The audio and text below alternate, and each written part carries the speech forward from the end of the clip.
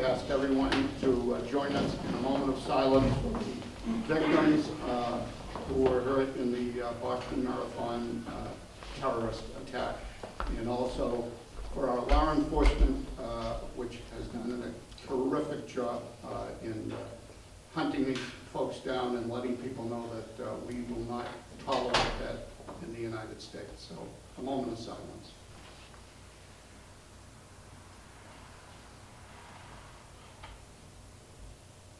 Thank you, everyone. Now we're going to begin the straw poll. We have one of the candidates, a former United States U.S. Attorney, Michael Sullivan. I like him because he also was a state representative, which I had the pleasure of doing, a member of the Mass House of Representatives, and he's also been a district attorney, also has been appointed by the president on domestic terrorism, and really a terrific background. And I think we're very fortunate to have three great candidates for the U.S. Senate for the special primary that's going to be coming up a week from Tuesday. And let me now introduce Michael Sullivan to address all of you who is a candidate for the United States Senate. Vacancy, as they said, it's going to be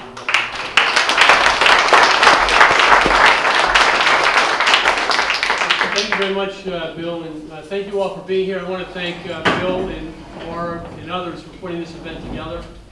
It gives me an opportunity to come by and introduce myself to folks that may know little or nothing at all about me.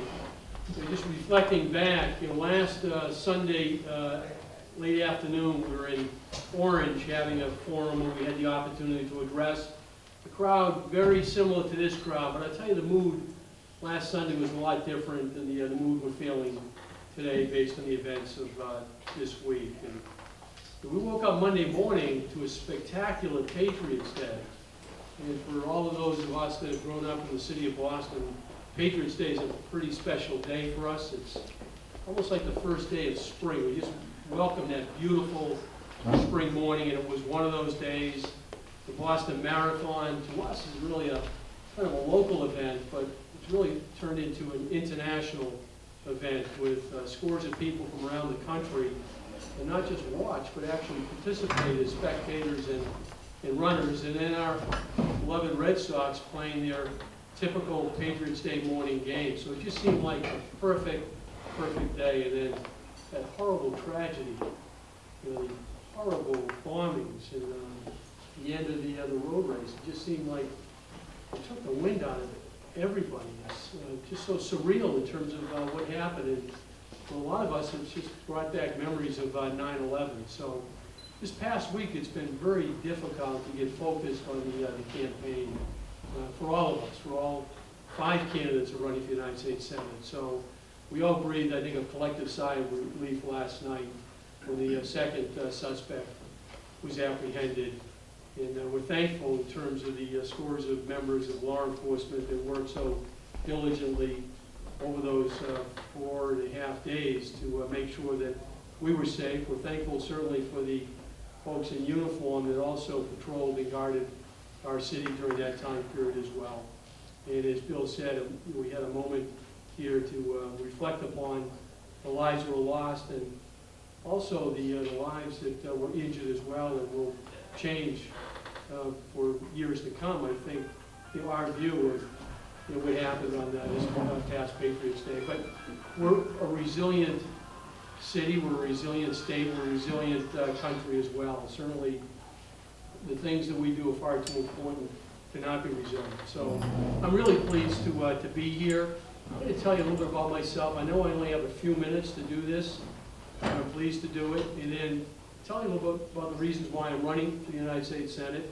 I don't know if it's appropriate, but I'd be happy to take any questions at all, from the audience as well. So Bill touched upon a little bit about my experiences, but when I think back, my business or work experiences started on the factory floor of the Gillette Company. As an 18-year-old, or after leaving Boston College after my first year, deciding that I would go to get a temporary job at the Gillette Company, save up a little bit of money, and get back to school. That temporary job at Gillette turned into 16 years. I had the opportunity, while working at the Gillette Company, to complete my undergraduate degree at Boston College, and also my law degree at Suffolk University Law School. And then worked up the ladder at Gillette to include being the assistant to the president of the largest division. And then later on, I left Gillette and ran for the Massachusetts House of Representatives.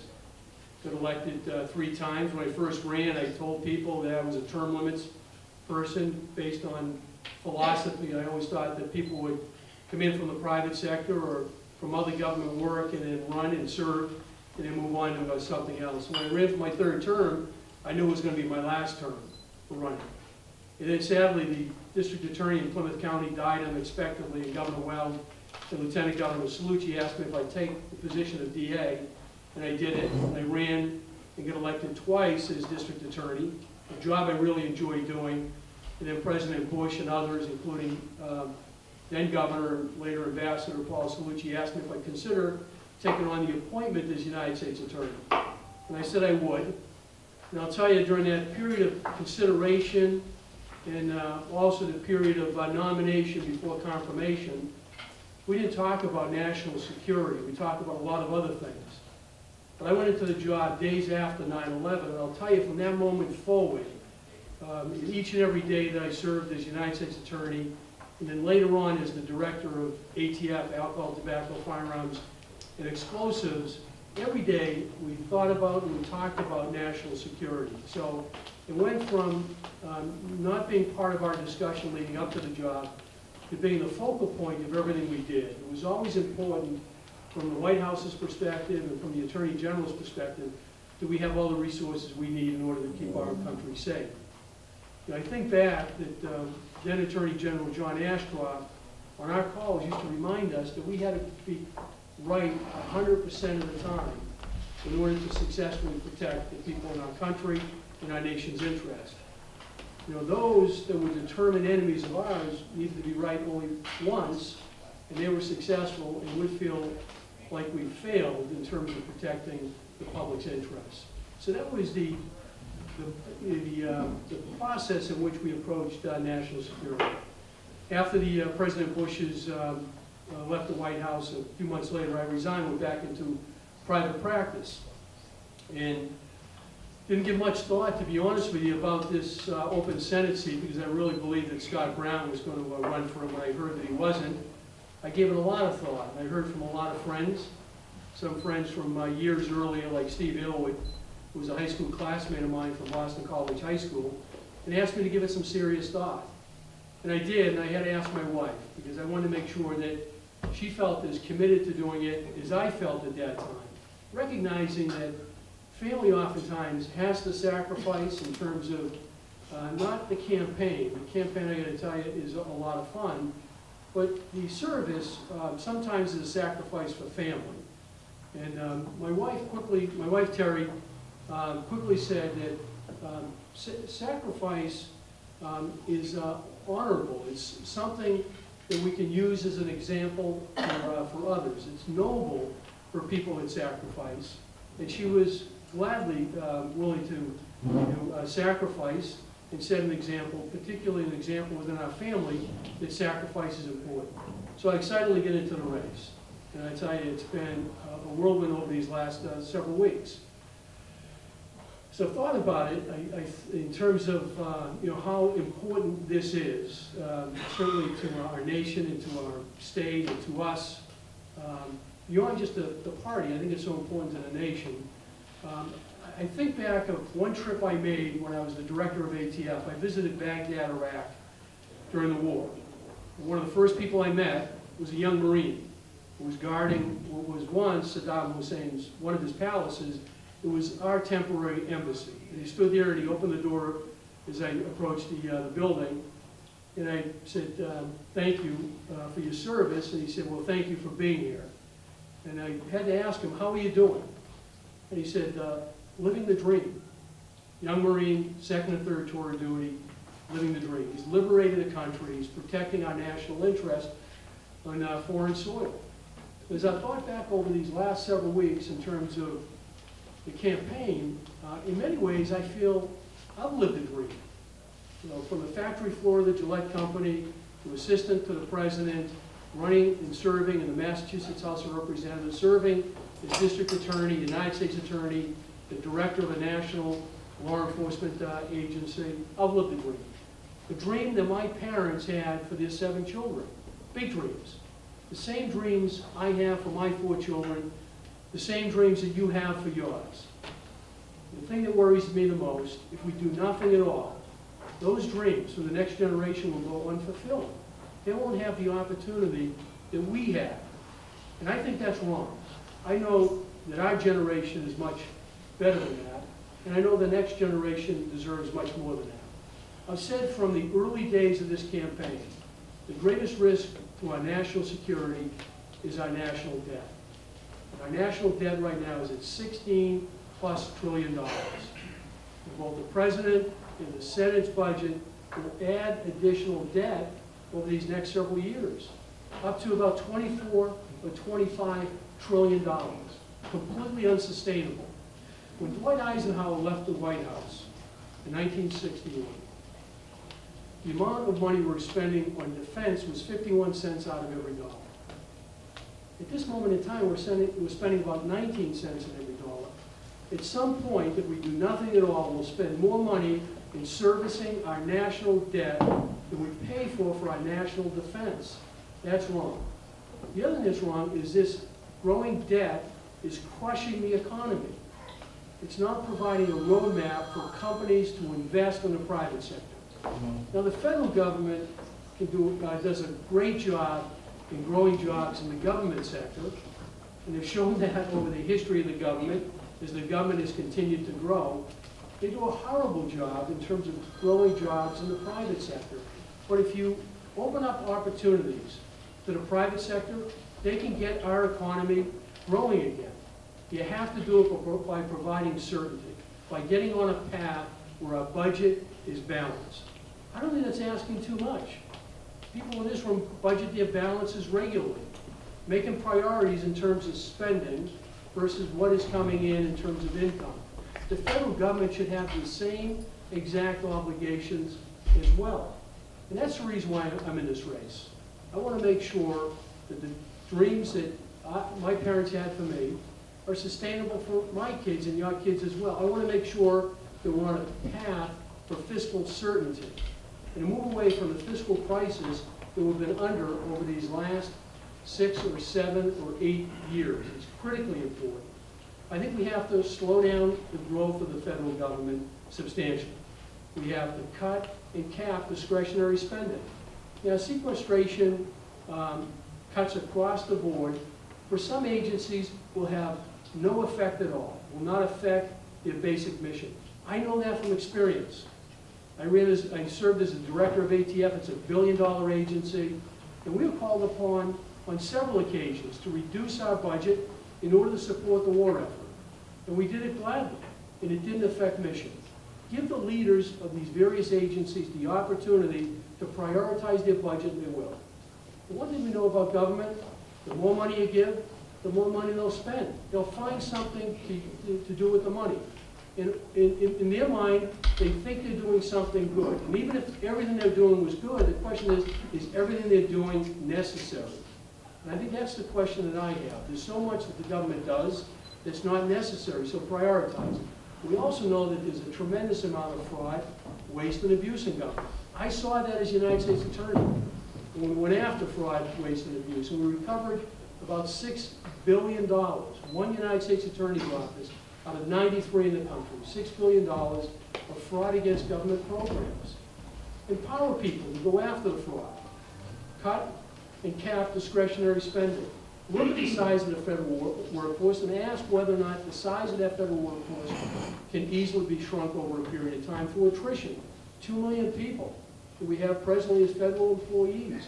And through an attrition model, you can shrink the size of the federal government. Ask the government to become more effective and more efficient with regards to the work that they do.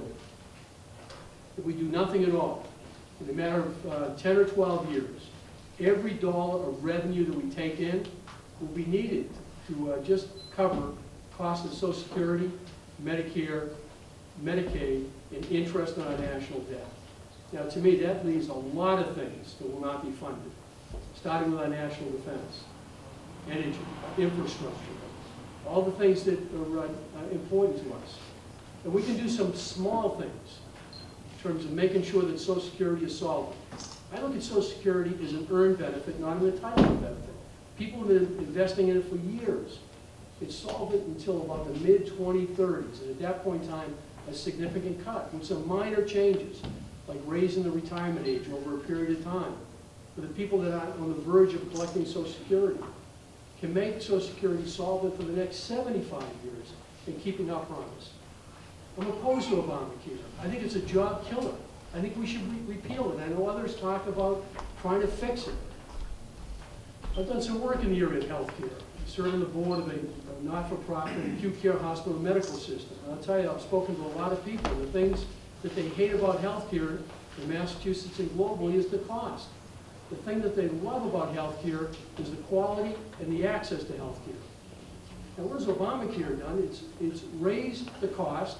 So the one thing we didn't like, essentially it's made worse. And the two things we do like, access and quality of care, it's going to hurt. Fewer and fewer people are going to get into the profession because they seem to think that they're going to be able to pay for the cost of Obamacare by reducing the payments to the providers. That will only go so far before doctors and skilled nurses decide, I'm going to choose another profession. So quality and access is going to suffer over a period of time. We know costs are already going up. I hear it from small businesses. I hear it from families as well. So I would repeal Obamacare.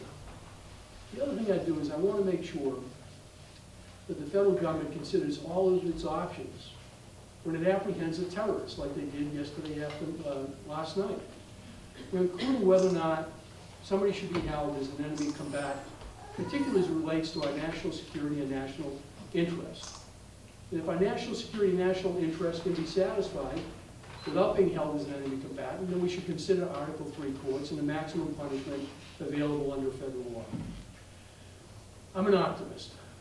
I believe if we work together, find common ground for the common good of the United States, I believe that our best days lie ahead of us.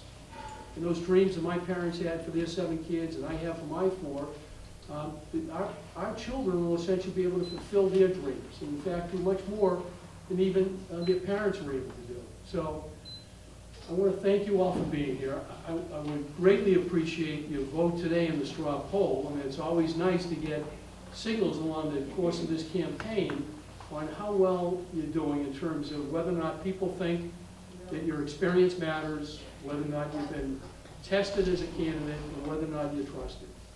And I know this past November seemed like kind of a low water mark for the party.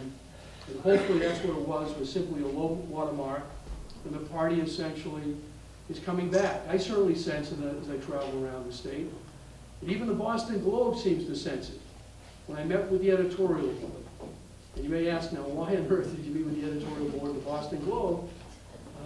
I'm not certain, to be honest with you, but I'm certain about this. The Boston Globe will never endorse my candidacy. So if you're going to rely on the Boston Globe editorial endorsement to make up your mind, I'm probably not going to be your candidate. But the Boston Globe said something that I felt during the course of this campaign. There seems to be a much greater interest in the Republican primary than in the Democratic primary. And I think that scares the death out of the Democrats. Now, I know some people have suggested I'm a career politician. I'll tell you, I've run against career politicians. I'm the only person in this race that's run against career politicians. And I've beaten them. I've also investigated career politicians, prosecuted them, and successfully convicted them. So I don't think being a state and federal prosecutor for 14 years and a director of a national law enforcement agency is a career politician.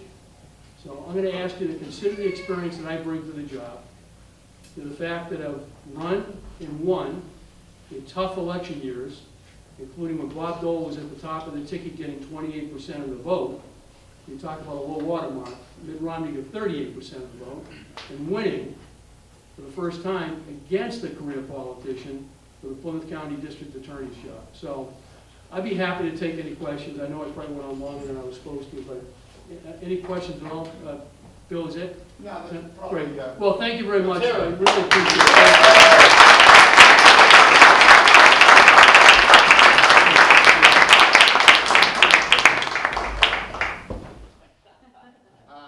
Let me ask Dan Winslow to come up. Dan, we're having this on local cable television.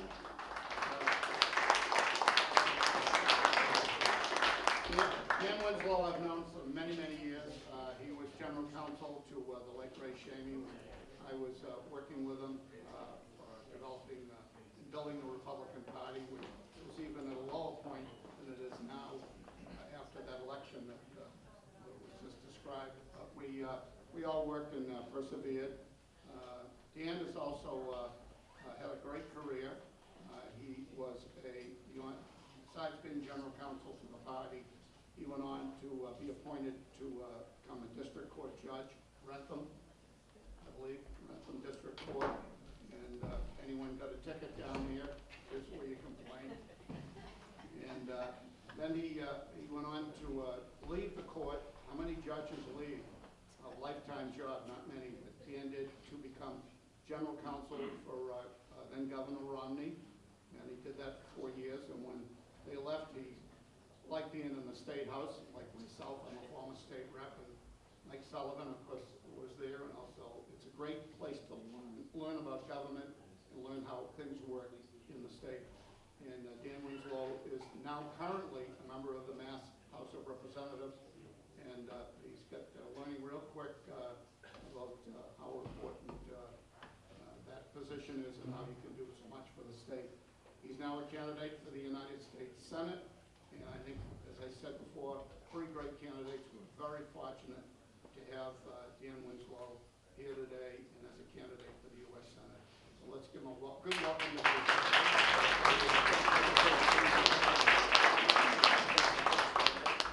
Thank you very much. Sorry, Mr. Mayor, I don't want to trip you on the way out there. Thank you very much, Mr. Mayor. Thank you all for coming today. I think that this is a great testament to the resilience of our democratic process. You know, we can't just have candidates to have a successful democracy. We have to have voters and supporters. And you are every bit as important a part of this process of standing up for democracy. I just want to say as well that this has been quite the week, starting on Patriots Day and what we experienced as a community and what we saw last night with the bravery of all of our law enforcement personnel. And my heart goes out to those people who were hurt and killed and affected even now in the hospitals. And I hope that they have a very speedy recovery, all of them. And I know that justice will be done. I'm Dan Winslow. I am proud to be running for the Republican nomination for the United States Senate. I believe that the principles of Lincoln, that unite all of us as Republicans, are the source of our strength. We believe in freedom. We believe in respect for the individual. We believe in responsibility. And we believe in opportunity. And they tell us that we need to rebrand the Republican Party to be relevant to the new majority. And I don't think we have to rebrand the Republican Party.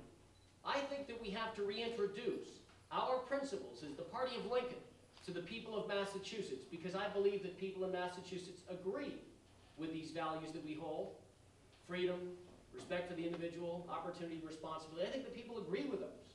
They just don't associate them with Republicans anymore. And I think that we have to be what we are, which is the great opportunity party, not the grand old party, not if we're going to connect with the majority of voters, but we have to stand for the principles of growth, opportunity, and prosperity. GOP, that's what we stand for, because that's what draws our strength together in our democratic process, and that ensures that all of us are successful in every endeavor that we undertake. Now, we're at a crossroads in our country. We're at a crossroads.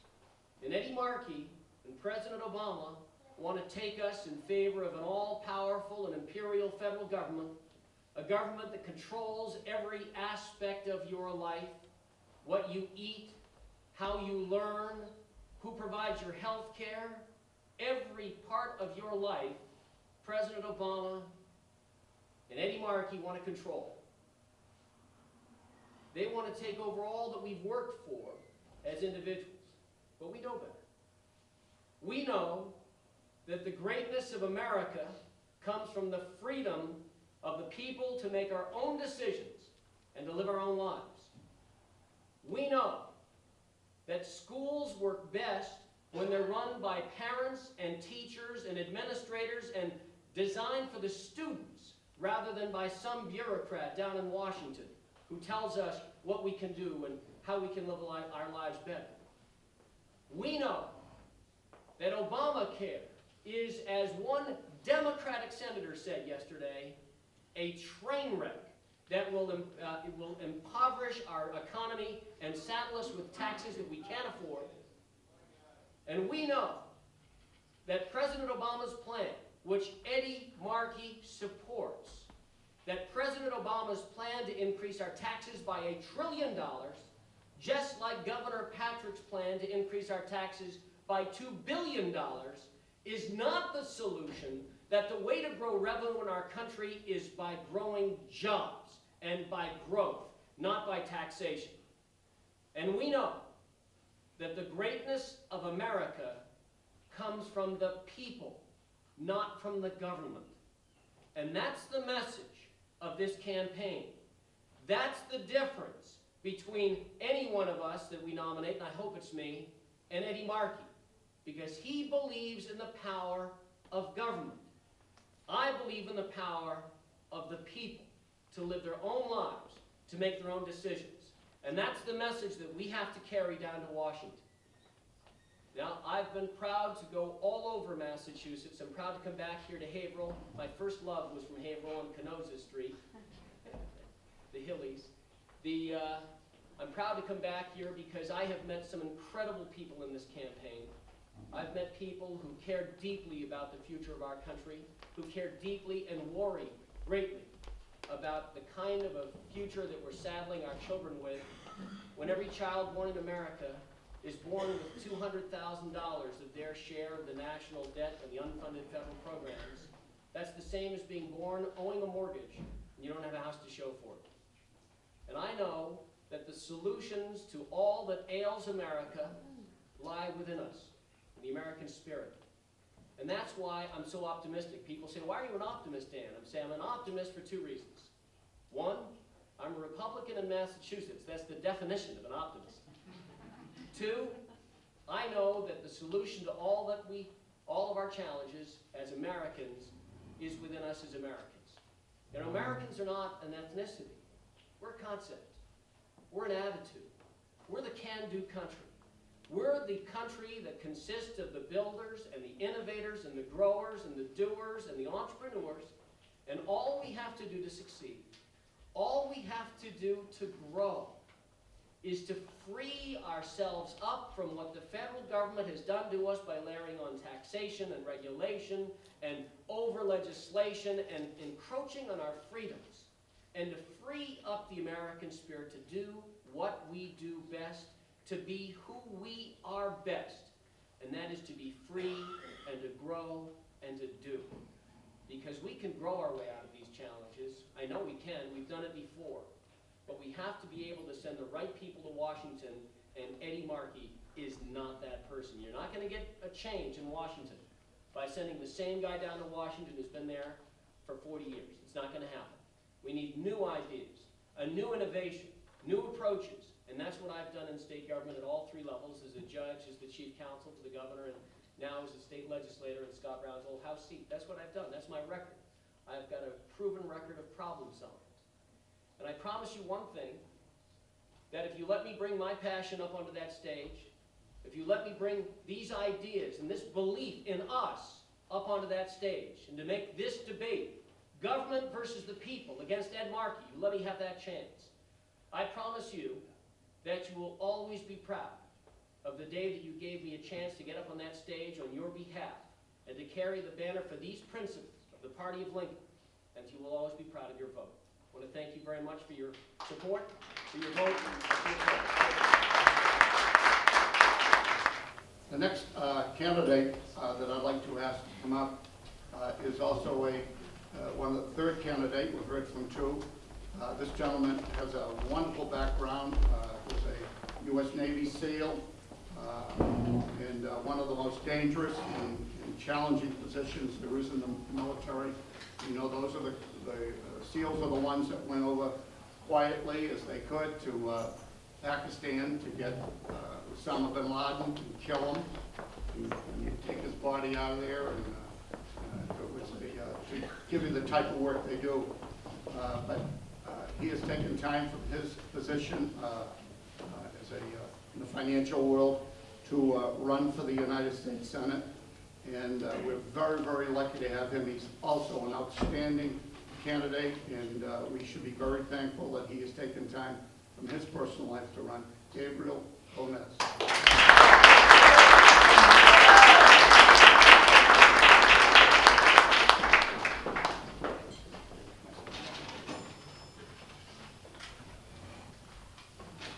Thank you very much. Appreciate everybody being here on a Saturday morning, especially after what's happened the last few days. You may wonder why I'm wearing the jacket. I usually have a flight jacket on, but I was there on Monday. I was running, and I saw my wife and kids. 4 young kids, 13 to 8. 2 blocks before the finish line, and went up there obviously at the end, gave them the hugs, gave them the kisses, gave them the high fives and all. They were there with a bunch of friends from town, with a bunch of young kids too, and finished up, ran the last couple hundred yards, went through the finish line, made my way straight to a rendezvous point. So I was supposed to do a bunch of press interviews after the marathon. And luckily, my wife and kids had also made their way to the area, because a few minutes later is when the bombs went off. And they were there basically at the spot where the first bomb went off. But what I'll say, what it turned out to be, what started as the most amazing day here in Boston, obviously, Patriots Day, Boston Marathon.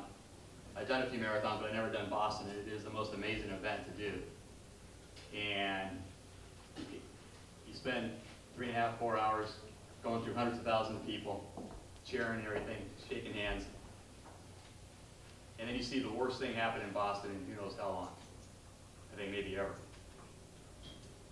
But what I saw right away was the first responders, the police officers, the EMTs react right away. They started rushing towards the scene. I heard about the nurses that just finished across the finish line, turn back around, go back, start helping out, giving blood. So what they thought was going to be the worst day in Boston, you end up seeing the best in Boston. And you saw that for the next 5 days.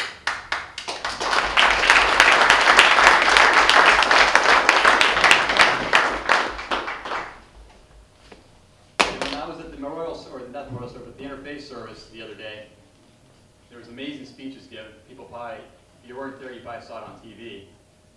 But when the mayor stood up, because he'd been at these press conferences all week in his wheelchair and he couldn't get up. And when I saw him get wheeled up to the lectern, and I thought, oh, he's going to have to give a speech again in his wheelchair. And he saw the Mayor Menino stand up, and that just symbolized exactly what the spirit of Boston is and the spirit of Massachusetts. And it proved right then and there that we were on the upswing and we were getting healed. And to me, I thought that was the defining moment of that service right there. Now, I've got a different perspective, I think, on what should happen to these guys, or to this guy that just got caught yesterday. I know they didn't read him his Miranda rights yet. You got a bunch of lawyers down in D.C. right now, a lot of them in the Senate. There's probably 100 of them down there, not including some of the guys in the Senate, trying to figure out which lawyer this guy is going to get at our taxpayer expense. I think it's pretty simple. He may be a U.S. citizen, but he switched sides. He's a terrorist. He's an enemy combatant. It's that simple. We'll see what the decision's made down the road, but to me, he's a terrorist and he's an enemy combatant, and he shouldn't have his Miranda rights read, and he shouldn't have the taxpayers paying for his defense.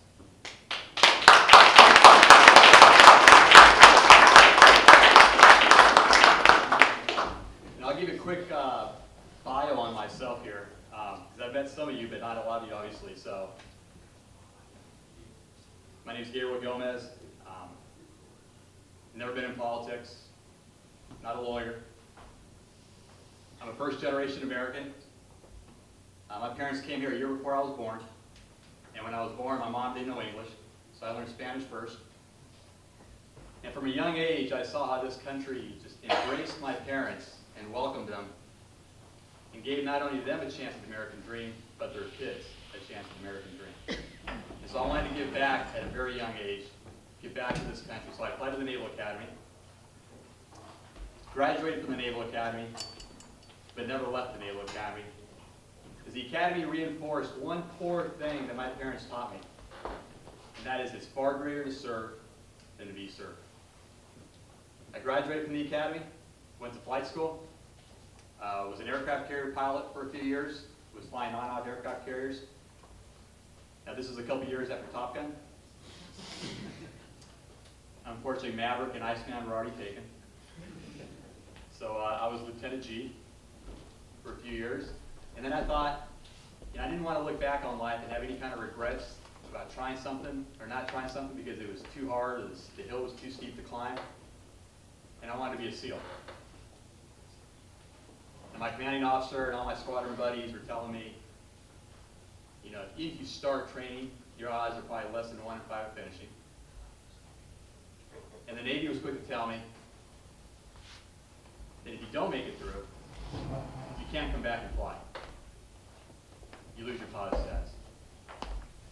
Now I went through it and did it anyways. I was class leader of SEAL Class 181. Had a great time in the service, had a great time in the Navy, had a phenomenal time in the SEAL teams. But the highlight of my time in the teams was on my first detachment, where I met a beautiful young woman named Sarah, who was a Peace Corps volunteer in the West Indies. She was a teacher at a school for children with special needs. Now imagine that. You've got a Navy SEAL, and you've got a Peace Corps volunteer. These are two of the best things America has to offer. Now, Sarah and I have been married for 17 years. We've got 4 amazing kids, and we live down in Cohasset. After my 9 years in the service, I went to Harvard Business School, and I've been in the private sector for 16 years, helping companies grow and be successful. So all my buddies asked me when I decided to run, and a lot of people still come up and ask me, like, why are you running? You got a great life, you got a great family, you got a great reputation, politics is dirty. If you win, you got to go down there and swim in this cesspool. I tell them I was a SEAL. I've swam in a few things worse than a cesspool. That doesn't bother me. I'm running simply because I want to serve. I started my career in military service. I spent 16 years in the private sector, and I've got 4 young kids that are 13 to 8 that I'm concerned that if we continue on the path we're on right now, with this almost $17 trillion in debt, the fiscal instability where you've got these policies coming from DC that have companies on the sideline, not investing in themselves or their people, and more importantly, not hiring. My kids and your grandkids are not going to have the same opportunity that I had when I was a kid. I don't think it's fair that we pass on an America that is not as good as when we had it, when we were young. Our kids should have more opportunity, at least a chance to go chase their dreams and their aspirations. Now, success isn't guaranteed, but at least they have a chance to go out there and chase their American dream. And if we continue down the path we're on, they're not going to have that chance. Now, I've had a lot of great opportunities in my life, but I've earned everything I've done. For a kid who didn't know English till he went to school, to go to the academy, to earn his pilot wings of gold, to earn his Navy SEAL trident, to go into Harvard Business School, and earning a successful career in the private sector. I'm not ashamed of one thing I've been successful at. And none of us should be ashamed of any success we've had in our life right here. We should all be proud of what we've done in our life. And it shouldn't be the government telling us that we should be ashamed of paying more because we've been successful. The last thing I'm going to do on this campaign is say I'm sorry that I've been successful. That's the last thing we should all do. If people ask, why, you're so successful, why don't you give more back? We give back already enough, in my eyes, to the government. What I'll bring to this campaign and what I'll bring to the job is I'll bring a military man's discipline, a father's sensitivity, and a business man's experience. Now, I believe this election is about the future and not the past. I think the last 5 days have shown that we live in a very dangerous world. Now, as a SEAL, I've seen danger face up. I know what it's like to walk through a door. I know what's on the other side, whether it's 2 guys or 5 guys shooting at you. I was just over at Watertown with the police department, and they were walking through how they had to go door to door on a 20-block areas, 20 square blocks in Watertown yesterday, and how long that took and how hard that is. Now, the face of terrorism is changing daily, and we need to change too. I think we need to send an outsider down to D.C., not a career politician or a lawyer, to fix this fiscal mess that we're in. The Senate right now is more than half career politicians and lawyers. And here's a stat for you. There's nobody in the Senate currently serving that has been elected to Congress since 9/11 who's a vet. 2 million people have served overseas, men and women, since 9/11. 1 million are getting out of the military in the next 5 years. I think we have enough lawyers down in D.C. I hope to meet the rest of you today. I hope to earn your respect first. I hopefully earn your vote.